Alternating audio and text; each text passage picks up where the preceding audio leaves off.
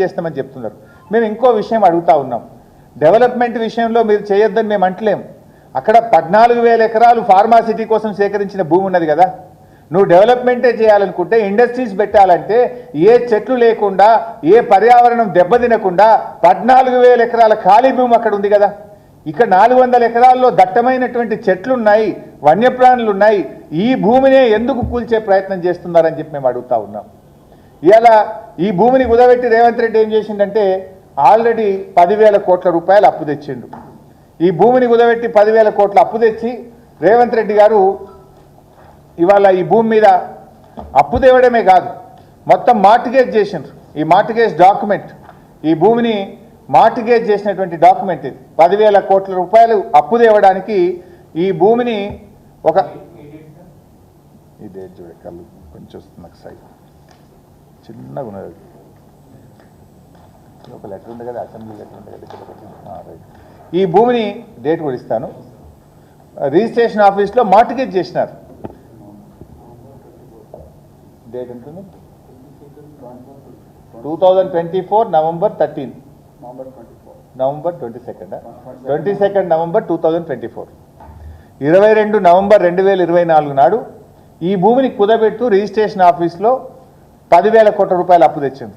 ఇందులో ఇంకా దుర్మార్గం ఏంటంటే ఈ అప్పు ఇప్పియడానికి ఒక మధ్యలో బ్రోకర్ ఉంటాడు కదా. ఈ అప్పు ఇప్పియడానికి మధ్యలో బ్రోకర్గా వ్యవహరించినటువంటి వ్యక్తికి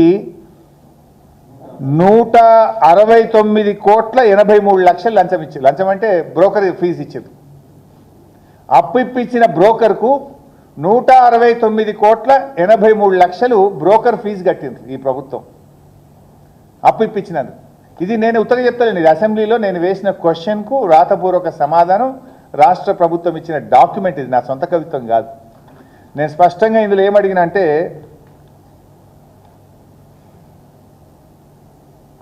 the details of merchant bankers, the quantum of amount to be paid to them till now, ఈ రోజు వరకు ఎంత కట్టింది ఆ బ్రోకర్ కంటే ఇందులో రాసింది ప్రభుత్వం answer. Merchant banker name trust investment advisers private limited, an amount of 169 crores 83 lakhs 97,978 rupees has been paid. దాదాపు 170 కోట్లు అప్పిప్పించిన బ్రోకర్కు వీళ్ళు డబ్బులు లంచం ఇచ్చిండ్రా, మరి ఫీజు ఇచ్చింది. ఇది రేవంత్ రెడ్డి ఘనకార్యం ఏంటంటే అప్పు తేవడానికి కూడా బ్రోకర్లను పెట్టుకొని ఆ బ్రోకర్లకు 170 కోట్లు ఇచ్చిండు. ఇది రేవంత్ రెడ్డి నిర్వాకం. ఇప్పుడు ఆ భూమిని తెగనమ్మాలి, ఆ భూమిని అమ్మి ఇంకో 40,000 కోట్లు తేవాలని చెప్పి మళ్ళీ ప్రయత్నం చేస్తున్నాడు. అంటే ఈ రకంగా రాష్ట్ర ప్రభుత్వం పూర్తిగా ఇవాళ బుల్డోజ్ చేస్తూ నియమ నిబంధనల్ని ఉల్లంఘించేటువంటి ప్రయత్నం ఇవాళ రాష్ట్ర ప్రభుత్వం చేస్తూ ఉంది. ఇవాళ సుప్రీంకోర్టు స్పష్టమైన ఆర్డర్ ఇచ్చింది. అక్కడ ఎలాంటి చర్యలు, ఎలాంటి యాక్టివిటీ చేయొద్దు, యాజ్ ఇట్ ఈజ్ నిలిపివేయండి అని చెప్పి సుప్రీంకోర్టు చెప్పింది. సుప్రీంకోర్టు చెప్పిన తర్వాత కూడా ఇవాళ ఢిల్లీ నుంచి కమిటీ వస్తుందని తెలిసి నిన్న రాత్రి పోయి పోలీసుల పహారాలో టీజీఐసి భూమి అని చెప్పి పెద్ద పెద్ద బోర్డులు పెట్టారు నిన్న. ఇది కూడా సుప్రీంకోర్టు ఉల్లంఘన కిందకే వస్తుంది. సుప్రీంకోర్టును ఖతారు చేయకుండా, సుప్రీంకోర్టు యొక్క డైరెక్షన్ను లెక్క చేయకుండా నిన్న పోయి ఈ భూములు టీజీఐసికి సంబంధించినవనే బోర్డులు నిన్న బిగించారు. ఈ విషయం కూడా కమిటీ దృష్టికి తీసుకుపోయినాం. ఇది సుప్రీంకోర్టు యొక్క ఉత్తర్వుల ఉల్లంఘన జరుగుతూ ఉంది. సర్వోన్నత న్యాయస్థానం అంటే లెక్క లేకుండా ఈ ముఖ్యమంత్రి రాష్ట్ర ప్రభుత్వం వ్యవహరిస్తుందని చెప్పి ఈ బోర్డులను కూడా మేము కమిటీ దృష్టికి తీసుకుపోయాం. నిన్న రాత్రి పెట్టారు, నిన్నంత సాయంత్రం ఈ బోర్డులు this land belongs to TGIC అని బోర్డులు పెట్టినారు. Supreme court said not to do any kind of activity, ఏమీ చేయొద్దు అక్కడ, as it is stand still అని చెప్పిన తర్వాత సీసీ కెమెరాలు పెట్టుడు, టీజీఐసికి సంబంధించిన భూమిని బోర్డులు పెట్టి సుప్రీంకోర్టు ఉత్తర్వుల ఉల్లంఘనకు పాల్పడ్డారన్న విషయాన్ని కూడా ఈరోజు మేము కమిటీ దృష్టికి తీసుకుపోయాం. ముఖ్యంగా ఈ రేవంత్ రెడ్డి ఘనకార్యం ఇంకోటి చెప్పాలి. గతంలో మేము తొలి ముఖ్యమంత్రి కేసీఆర్ గారు కొత్త సెక్రటేరియట్ కట్టాలని నిర్ణయం తీసుకున్నారు. మన రాష్ట్ర సచివాలయం బాగా నిర్మించుకుందామని చెప్పి వారు నిర్ణయం తీసుకొని ఆ పాత సచివాలయం నిజాం కాలంలో నిర్మించిన సచివాలయాన్ని కూల్చివేసి కొత్త సెక్రటరియట్ పరిపాలనా సౌలభ్యం కోసం, ప్రజలకు మెరుగైన పాలన అందించడం కోసం కొత్త సెక్రటరియట్ కట్టాలని ముఖ్యమంత్రి గారు అప్పుడు నిర్ణయం తీసుకున్నారు. ఇదే రేవంత్ రెడ్డి ఆ రోజు హైకోర్టుకు పోయిండు, గ్రీన్ ట్రిబ్యునల్కి పోయిండు చెన్నైకి, సుప్రీంకోర్టులో కూడా కేసేసిండు. ఏమని? అరే వీళ్ళు చెట్లు కొడుతురు, చెట్లు అప్పుడు ఉన్నాయో 10-20 చెట్లు అంతే. సెక్రటరియట్ కట్టడానికి 10-20 చెట్లు, అది కూడా కొట్టలే అప్పుడు ప్రభుత్వం.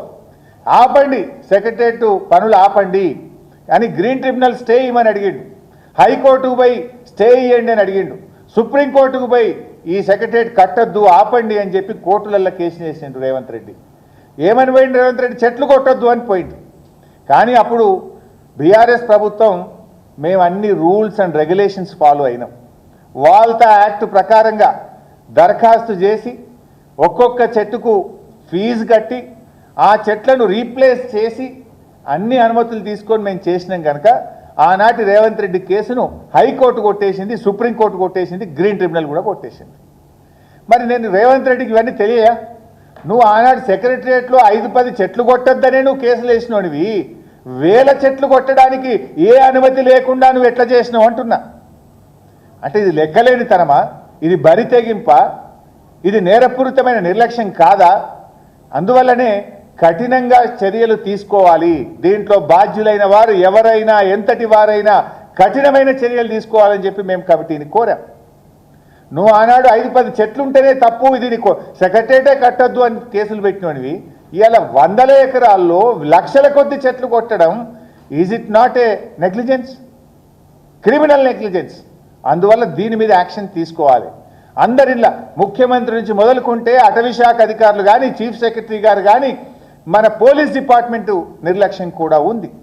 ఇప్పుడు ఒక నేరం చేయడానికి పోతున్నా నాకు రక్షణ ఇవ్వంటే పోలీసులు రక్షణ ఇస్తారా? రక్షణ ఎప్పుడు ఇవ్వాలి? రక్షణ ఇచ్చే ముందు, ప్రొటెక్షన్ ఇచ్చే ముందు దేనికోసం దరఖాస్తు వచ్చింది, అది చట్టానికి లోబడిన పనా, చట్టాన్ని ఉల్లంఘించినటువంటి పనా, డ్యూ డిలిజెన్స్ చేసుకోవాల్సిన బాధ్యత పోలీసులకు లేదా?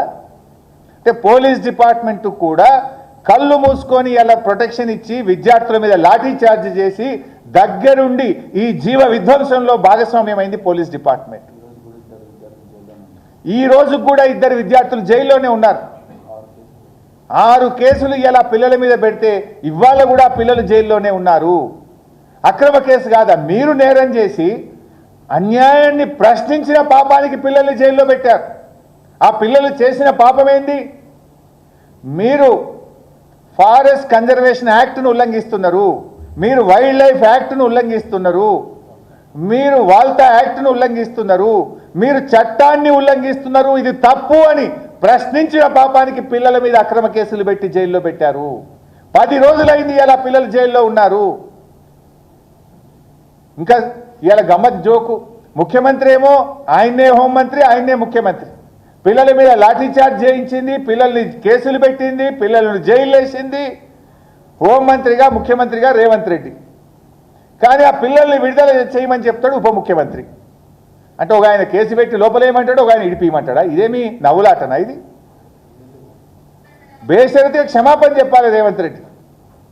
ఆ పిల్లల్ని ఇలా అన్యాయంగా జైల్లో పెట్టినావు, ఆ పిల్లల భవిష్యత్తును దెబ్బతీసినావు.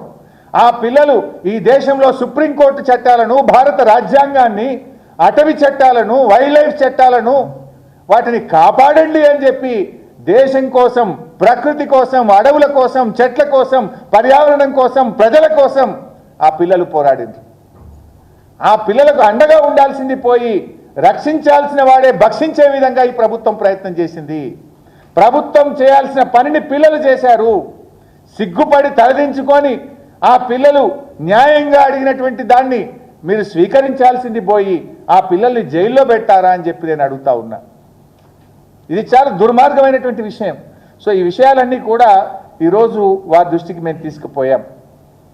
ఇలా ఎక్కడో ఎవరో చిన్న సోషల్ మీడియాలో ఒక పోస్టు పెడితే, ఒక జింక చనిపోయిందని పోస్టు పెడితే సుమోటో కేసులు పెడుతున్నారు పోలీసులు పోయి. మరి ఈడెందుకో పెట్టరు సుమోటో కేసులు? ఈడెందుకు పెట్టరు సుమోటో కేసులని అడుగుతున్నా డీజీపీని. ఏం డీజీపీ గారు, ఇవాళ సోషల్ మీడియాలో ముఖ్యమంత్రిని ఒక మాట అంటేనో, ఒక జింక చనిపోయిందంటనో, ఒక వాస్తవాలను సోషల్ మీడియాలో పోస్ట్ చేస్తే అర్ధరాత్రి పూట వచ్చి ఆడవాళ్ళు అని కూడా చూడకుండా జైళ్ళలో పెడుతున్నారే. మరి ఇక్కడ పర్యావరణ సమతుల్యం దెబ్బతీస్తూ క్రిమినల్ నెగ్లిజెన్స్కు పాల్పడుతూ వేలాది చెట్లను నరుకుతూ మూగ జీవాలను చావుకు కారణమైనటువంటి వాళ్ళ మీద ఎందుకు సుమోటో కేసు పెట్టరు?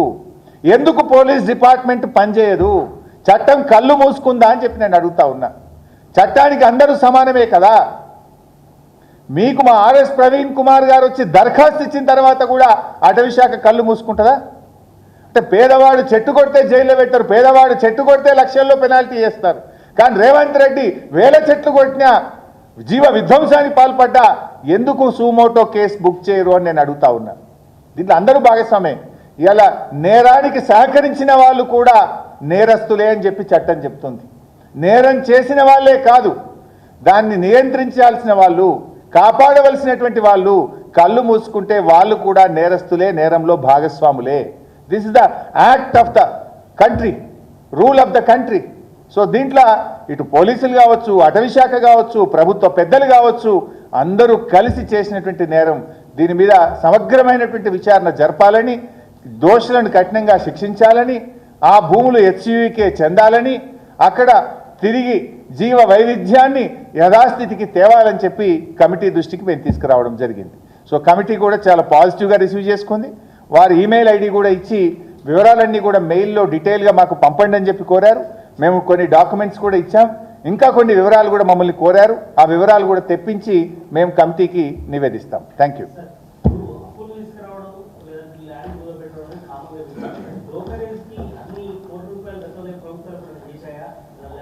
బ్రోకరేజ్ ఫీజు ఇచ్చిన ఘనత రేవంత్ రెడ్డికే దక్కుతుంది. ఈ రాష్ట్ర చరిత్రలో ఇట్లా 169 కోట్లు బ్రోకరేజ్ ఫీజు ఇచ్చి, అప్పుకు బ్రోకరేజ్ ఫీ మా మీదనేమో బురద చల్లిండ్రు, వీళ్ళు ఎక్కువ మిత్తికి అప్పు తెచ్చిండ్రు అని. మేము తెచ్చిందేం ప్రైవేట్ బ్యాంకులలో దేలే, కేంద్ర ప్రభుత్వ సంస్థ పిఎఫ్సి ఆర్ఈసి దగ్గర మేము ఆ రోజుల్లో రుణం తెచ్చాం. కానీ ఈయన గారు బ్రోకర్ను పెట్టుకొని బ్రోకర్ల ద్వారా ఇలా బ్రోకరేజ్ ఫీజు పెట్టి తెచ్చిండు. ఇంకా ఒక జోక్ చెప్పాలి మీకు. ఈ 169 కోట్లు తెచ్చిన 10,000 కోట్లకు టీజీఐసి ద్వారా వచ్చిన 10,000 కోట్లలో 169 కోట్లు బ్రోకరేజ్ ఫీజు కట్టిండ్రు. ఇప్పుడు ఇదే బ్రోకర్కు